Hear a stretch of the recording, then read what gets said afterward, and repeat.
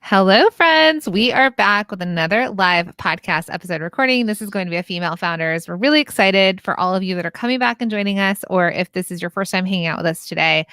We have Lara Van Slyke. She is in our mastermind, and she is the founder of Lara B Design. So, yay! You excited? Yeah, I'm so excited. Yay! Thanks, ladies. I know this is exciting. We were doing a little pre-conversation about the topic, and we like to do that before before our calls to kind of just get some feedback. We are working together, so we get to hear your beautiful voice every couple weeks. What? We should, if you're up for it, Lara, because while we're waiting for people to come on, since they have the advantage of seeing video, would you mind doing the same thing you did with us and show us your studio? I thought it was just so beautiful. And sure, yeah, I'm happy to do that. Yeah. All right, just spin that camera again. Yeah, right? Now? Yeah. This is what we did right before this. I'll get out of the way. But this is my studio. Right. So she goes to, where is it? Rhode Island? This is all in Warren, Rhode Island, near the water. Near the water, yeah. It's beautiful.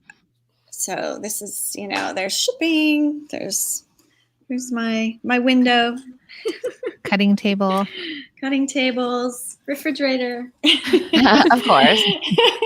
And my sofa. I love it. Thank you so much for that. Sure. Yeah. All right. Well, I mean, we love studios. I mean, especially when we're all and it's so nice that you have a place to go to and it's by the water, like you said. So I'm sure that feels so good to get out. All right. So we're going to get started. If you were joining live, say hello in the comments. We'd love to see all of you here and participating, and you get to be in on an episode for the future. So we're really excited. All right. You ready? I'm ready. Okay.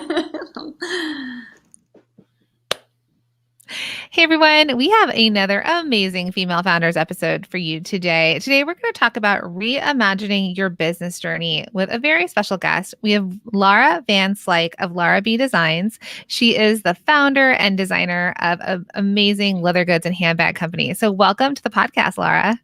Thank you. Thanks so much. It's a pleasure to be here. We're thrilled to have you. You're in our mastermind with us right now, and it's such an honor to get to work with you in there and to really kind of help you on your business journey and growing this business, right? It's a beautiful business. Thank you. Yeah, it's been amazing. I mean, it's been amazing to be part of the mastermind and part of, the Product Boss. It's like I was saying, it's motivational. It's very invigorating, and, being with everyone in the group, and I love it. I love the energy. So yeah, such an honor to work with you. So tell our listeners what you make. I design and create a collection of leather handbags and accessories. So all of my all of the leathers that I use are handpicked from local sources domestically, as far away as Italy, Spain, Brazil, and I do travel to kind of pick things out. So, but I really concentrate on leather that has just a buttery soft texture, very lightweight, and something that's really unique that you won't see in every brand. So I like to keep very clean lines, practical styles, but yet let the leather really shine through with my designs. But you make the leather goods yourself, right? Everything's handmade. I do. Yes, everything is handmade. Right now, everything is handmade in this studio, except for a couple of styles that I do outsource. So, which are your best sellers, and you had to scale those, right? Yes, exactly. Yeah. Okay. So I want to kind of rewind to the beginning of your journey.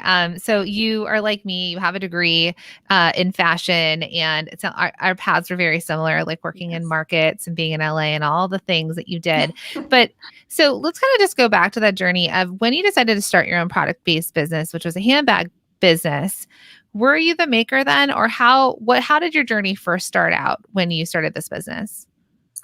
Well, when I first started, I was looking for it was after design school, and I decided that I wanted to start my own my own business. So I actually looked in the yellow pages to find a handbag manufacturer, and I did. I found one in LA, and I worked with him. He was fabulous. He was also a one person, one man band, and he was great to work with, as well as I found a company in Mexico that I was able to work with.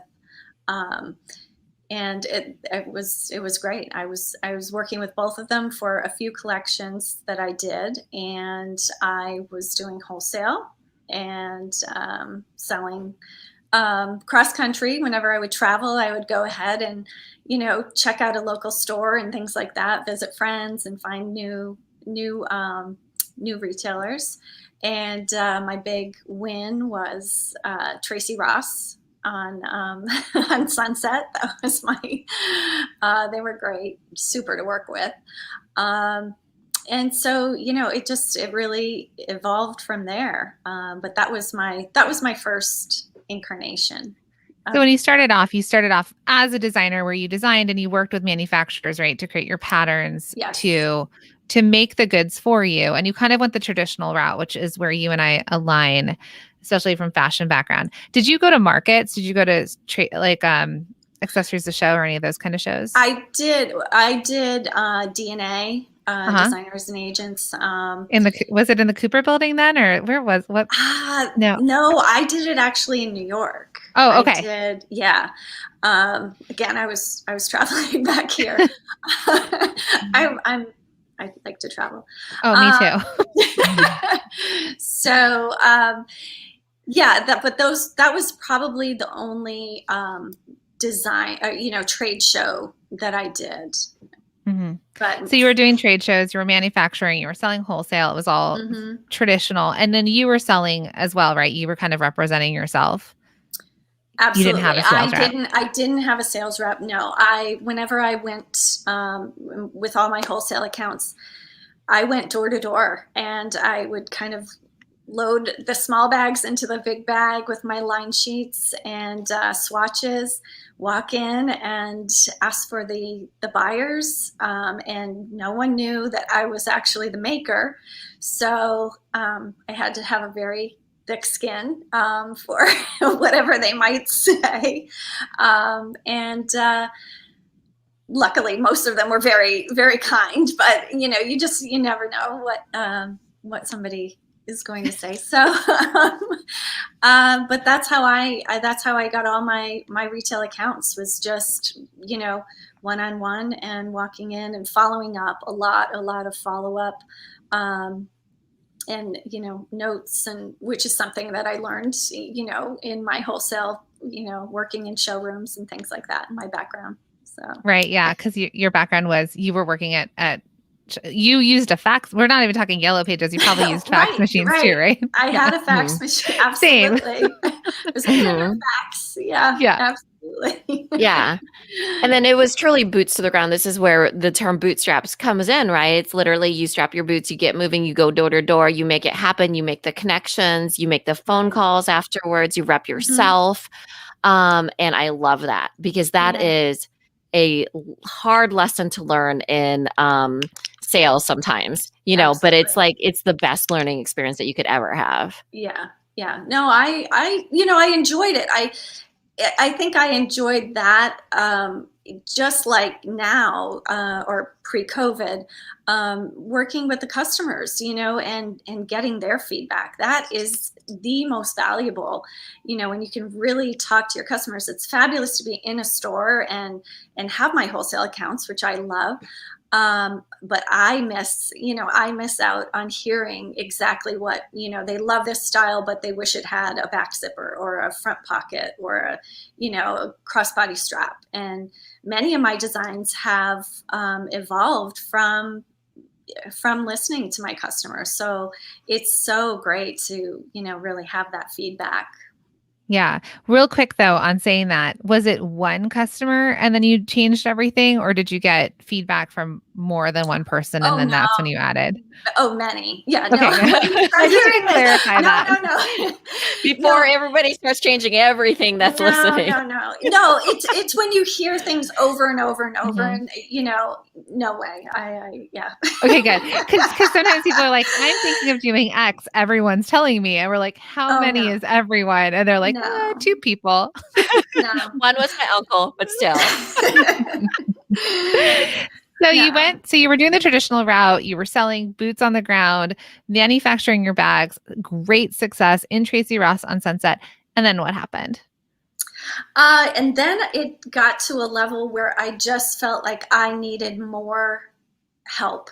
And I couldn't really manage, and I couldn't do it anymore. And I wasn't in MSM or I wasn't working with you, or the mastermind. So it was just too much. It was too much, and I just sort of had to put it on the back burner. I just decided, you know what, this is it. I need to distance for a bit, and so I did. I had to do that, unfortunately. Well, but fortunately too, because like what I love about this story and your journey is that you realize this wasn't working for you, right? You did it. I mean, and the way you were doing it is exhausting, traveling, selling, making all the things. And so you're like, okay, I've grown it to this point. And then you had that decision of, do I take it? Where do I take it next? Or, and then for you, your choice was to pull back, right? To kind of reimagine what your life would look like, because it feels like maybe your life and your business were no longer aligned. Right. Things, the balance was way out of whack. And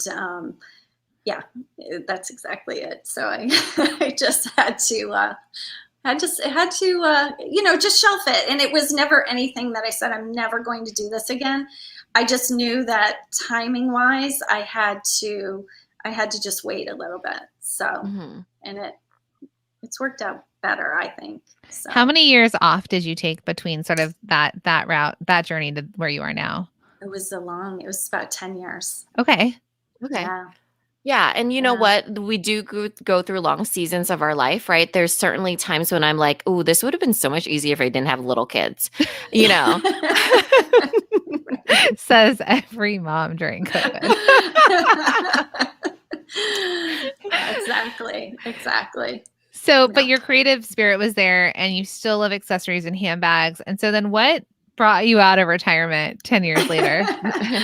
So I was working freelance and moved back east, and I still had it in the back of my mind, and my freelance had dissolved. So prior to that, I had already started kind of on the side, like, I really want to do this. I really want to get things going. And so I made my clutch, and, and I was like, oh, this is great. And, and then the design kind of dissolved, and I was like, okay, this is it. Either I really go for it right now, or I decide to just go and get a full-time job, which there was just no way. So my husband and I happened to be walking down the street and passed an Etsy store, one of their pop-up stores. And so he said, just go in, see what they say, see if you can, set up. And so I did. I went in and asked, and I remember it was Halloween. And I said, do you have any extra space? And they said, not in this store, but we are opening one down the street. And this is on Newbury Street in Boston, which is a great place to be. And she said, it'll open December 1st. So, are you interested? Fill out the application. So I did, and it was all completed within about 24, 48 hours. And so I was accepted and had a month to start creating more than just my clutch.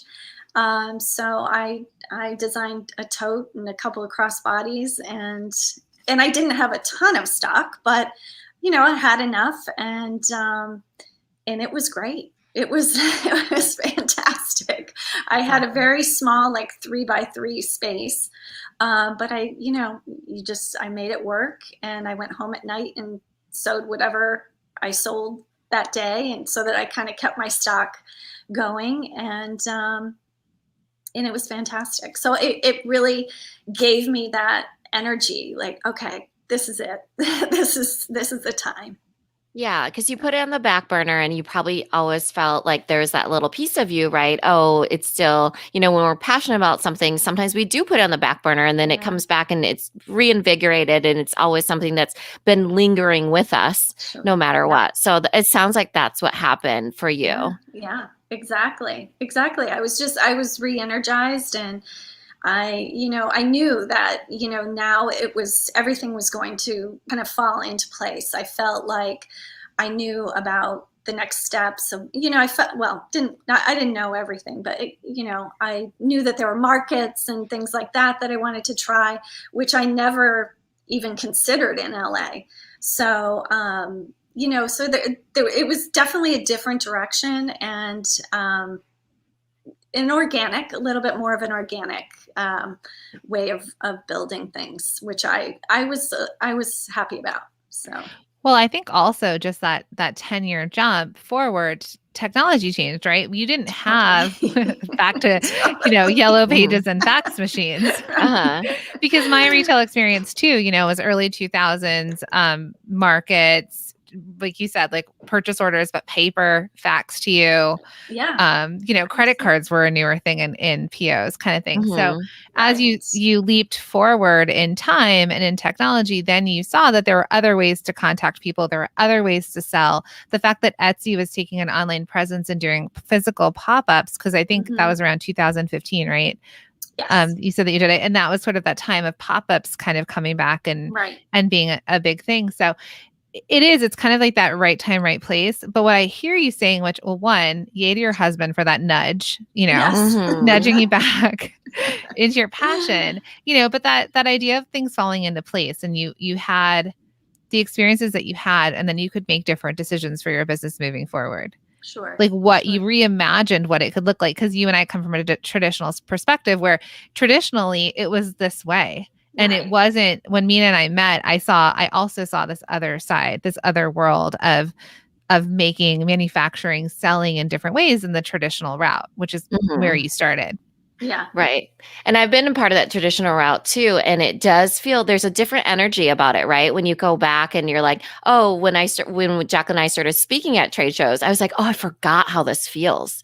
So you almost I do love a trade show. Yeah. Oh my gosh. There's just, it lights you up in a different way. It's like a different energy about it. So it's really great. I also grew up in the time of faxes. I was in the yellow pages, like I said, for when I first started my business, which I still get phone calls from, because I don't know what happened, but that number transferred over to, my life now. So 20 years later, still, so it's amazing what, that journey looks like. And okay, 2015, you started taking that journey, and it sounds like you just enjoyed it more, right? As far as taking it slow, figuring out what you loved, reimagining it. Is that the pace that you were kind of doing in the organic? I absolutely did. I'm based in Boston, and so there were a lot of outdoor markets and things like that. So I, mainly 2 on the week, 1 on Saturday, 1 on Sunday. And so I signed up for every one that they had all season long, April through October, every weekend, which was insanity. But I did it, and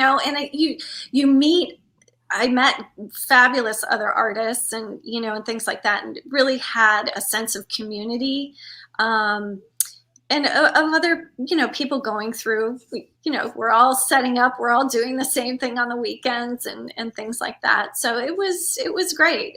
It was definitely a good way to start. But it was, again, it kind of went back to the work-life balance, and it was just craziness. So, and, you hear a lot of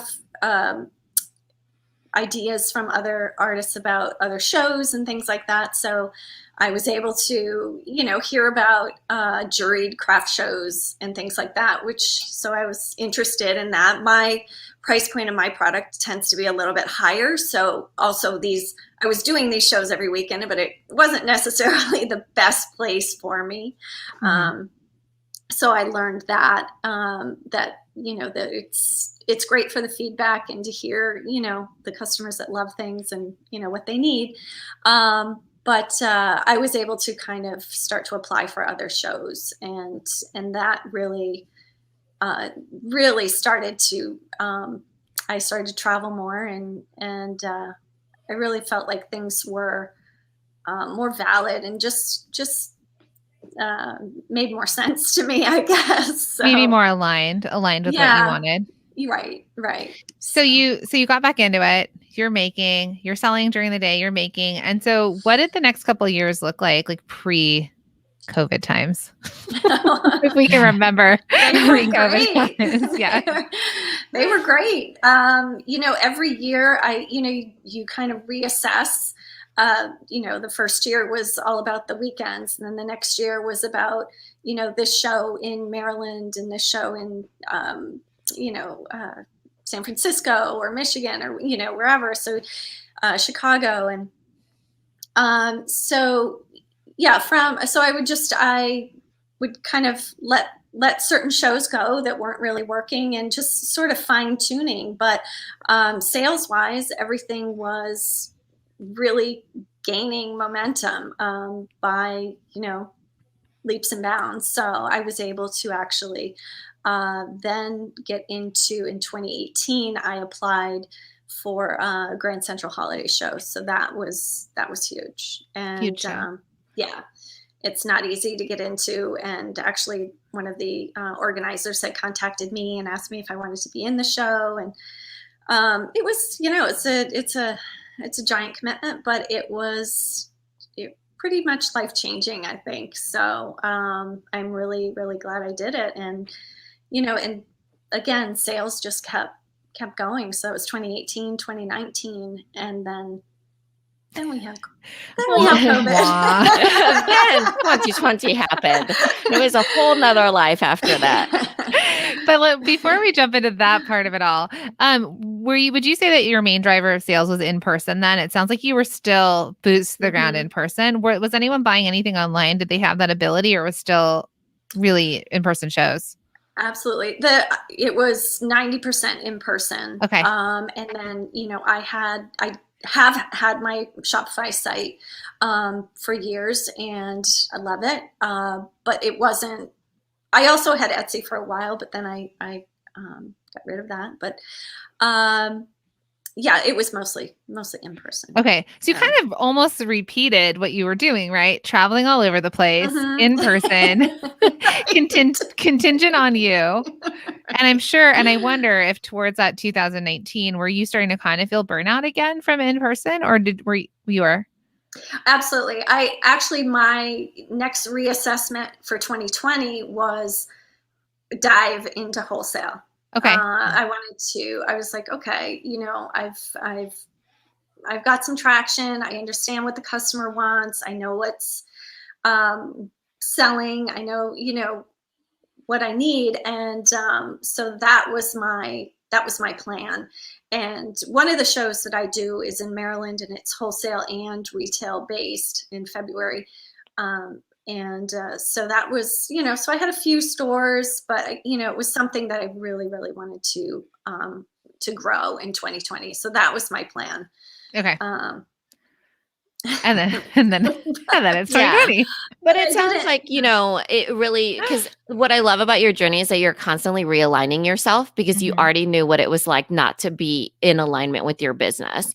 Now everybody was thrown out of whack when it came to 2020, right? But it sounds like you were already on that way, right? You were already figuring out that, I want to look at more wholesale. I don't want to do as many in-person events. And what does that look like? And then it was kind of thrust upon you that, well, better do it now, because all the in-person events were canceled during 2020. And then Yeah. now you still have done the same, that strategy, you know, and now that you're in the mastermind with us and we've just started working with you, has it been like a couple months now? Exactly. And that's the track is getting you into wholesale and seeing, you know, online wholesale and seeing what that looks like for you. Absolutely. Yeah. And that's been great. So I have gotten into Fair and Abound and have orders already, you know, within a week. So it was, you know, I feel like, okay, it's the right time, you know? So, and some of my other retailers are doing really, really amazing. So I feel like it's, for me anyway, my product, it's definitely coming around. And it's Yeah. And then are you leaning more into direct to consumer online as well, like trying to sell directly to them through your website? I am through emails and things like that. I find that, you know, growing that email list is hugely important. And they like the reminders. They like to know what's going on and know, you know, where you're at. So that has definitely generated good sales for me as well. So Amazing. And I think that's something important to say because like Mina said, we all kind of got knocked off our feet basically when it happened. We said it back then. We had plans. Yeah. And our plans had to change. What I found actually really interesting, and we were working with so many people that were doing in person and did not want to keep doing in person, but they felt like they had no other options. They were like, this is how my business is built. This is how it's always going to be. And when in person was canceled, it was, you know, canceled. And even actually retail, I'm sure for you too, dipped because retailers also didn't know what to do. They weren't getting foot traffic. They also maybe weren't online. It was also this, we were all in it together. We really saw that kick on, you know, people had to get online. They had to start selling direct to their consumers.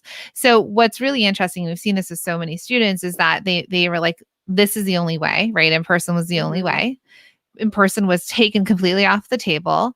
They had to find another way. And because they had to, they were kind of force pushed into it. They have transitioned their business where now we can talk to students and they're like, I'm up year over year without in person. You know, and that's the stuff that's really exciting and amazing because imagine now if you get to go back to in person in the way that you want to, if you wanted to, plus you've established this business that's stable online, that has an email list, that has retailers, that you've got multiple streams of revenue, which is, you know, multi-stream machine. The possibilities are endless, right? And the growth is wherever you want it to go. Yeah, absolutely. Absolutely. And that's, you know, that is definitely the way I look at it. You know, I definitely want to grow other streams of revenue, you know, whatever that may be. But that's, yeah. So how is 2021 looking for your business? Like it's definitely up for sure. So, over 2020. Right. But here's the thing too, right? Do you feel like you're aligning yourself to be where you want to be with your business? Yes. 100%. Good. 100%. Yeah. Yes. And I know that it is going to grow and even more than what it is. So it'll be even better than what I'm hoping. And I mean, that's the goal. And, you know, you invested in yourself, the business owner. Like you said, I mean, when you started, podcasts weren't even a thing. No. You know, maybe you and I would have met on a trade show floor at sourcing and then maybe we would have worked together at that point. But even when I was starting, people weren't hiring consultants. Like I was one of the first people to have a website back then. So, but what I love about you and your story and just like your perseverance, your tenacity, that you're able to reimagine throughout your journey, like to make sure that your life and your business aligns. And even maybe when you weren't expecting it, right? But you were probably on the brink of burnout again. And so we all sort of got kicked into this other world. But now, I mean, I'm really excited about I'm really excited about 2021, because I think that there's all these new possibilities. We all know how to work with this sort of like with the pandemic and with things being open and shut down. We're all learning this new way. And then imagine what's possible. Because I know with handbags, I'm sure also, and a lot of us haven't left our houses, we haven't needed handbags, right? I am telling you though, with the weather changing and with like the vaccine out there and all this stuff, I am so excited of all the things I'm going to buy when I leave my house. Exactly. And I know that will, once that happens, once the, vaccine is there, things will, get back. I do have collectors of mine who are, I have 2 or 3 that I'm waiting to use. And, so it's great. I mean, I know it's there.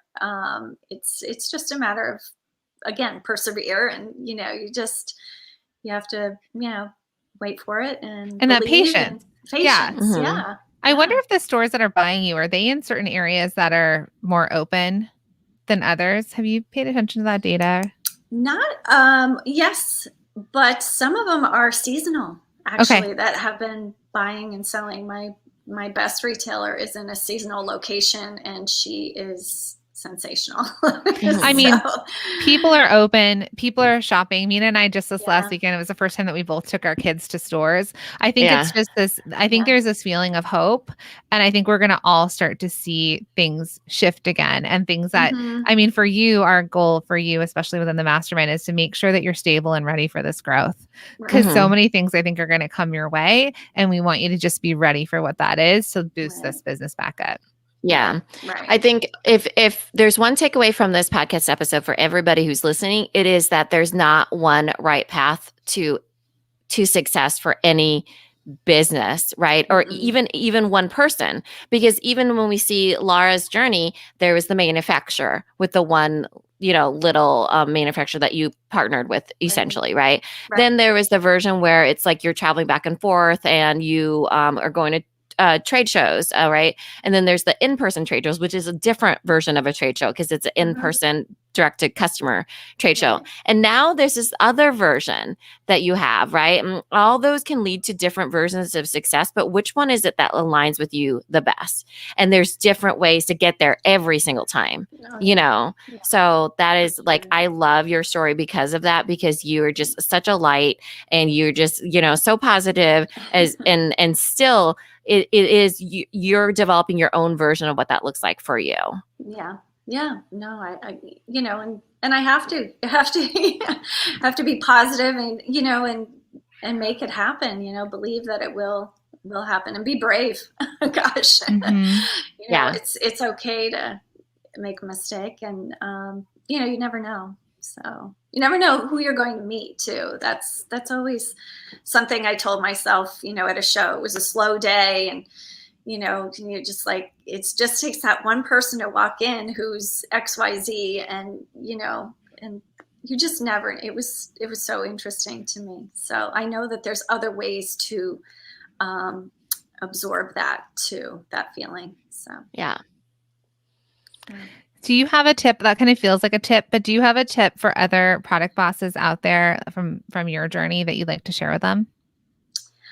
I would say, the be brave part of it. But also, initially I remember somebody telling me that it's a really hard business, and you really shouldn't bother. And I was like, I'm sorry. Yep. Okay. I was like, yeah, whatever.